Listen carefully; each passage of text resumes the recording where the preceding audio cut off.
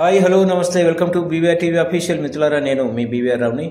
మనం AI tool గురించి ఇప్పుడు చాలా వింటున్నాం. చాలా విచిత్రాలు జరుగుతున్నాయి వీడియోస్లో. అయితే అమెరికా టెస్లా సైబర్ ట్రక్ పేలుడుకు సంబంధించిన సంచలన విషయాలు బయటకు వచ్చాయి. సైబర్ ట్రక్ పేలుడుకు ఆర్టిఫిషియల్ ఇంటెలిజెన్స్ ఏఐ వినియోగించారని అమెరికా ఇన్వెస్టిగేషన్ టీం నిర్ధారించిందట. ఏఐ ద్వారా పేలుడుకు సంబంధించిన అన్ని విషయాలను సెర్చింగ్ చేసినట్లు గుర్తించారు. సైబర్ ట్రక్ పేలుడు వెనుక ఏఐ ప్రమేయంపై అమెరికన్ పోలీసులు సీరియస్ ఆందోళన వ్యక్తం చేశారు. కొత్త ఏడాది 2025 జనవరి 2న అమెరికాలోని లాస్ వెగాస్లోని ట్రంప్ ఇంటర్నేషనల్ హోటల్ వద్ద టెస్లా సైబర్ ట్రక్పై దాడి జరిగింది. ఈ దాడి చేసేందుకు సహాయంగా నిందితుడు యుఎస్ మాజీ సైనికుడు ఆర్టిఫిషియల్ ఇంటెలిజెన్స్ అంటే చాట్ జీపీటీ సాయం తీసుకున్నట్లు అధికారులు వెల్లడించారు.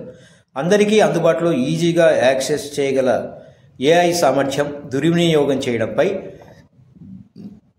సర్వత్రా చాలా ఆందోళన వెలువడుతున్నాయి. ఈ దాడిలో సైనికుడు ప్రాణాలు కోల్పోయాడు. మరో 7 స్వల్ప గాయాలతో బయటపడ్డారు.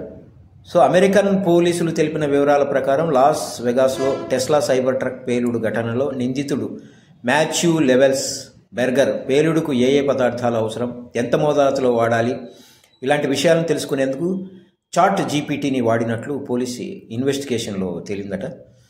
ఘటన జరిగిన వారం రోజుల తర్వాత మంగళవారం అమెరికన్ ఇన్వెస్టిగేషన్ టీం ఈ సంచలన విషయాలను వెల్లడించింది. మాథ్యూ సెర్చింగ్ డేటాను విశ్లేషించిన ఇన్వెస్టిగేషన్ టీం పేలుడు లక్ష్యాలు, కావలసిన పదార్థాలు, వేగం వంటి విషయాలతో పాటు పేలుడు పదార్థాల నిషేధంపై వెతికినట్లు నిర్ధారించారు వాళ్ళు.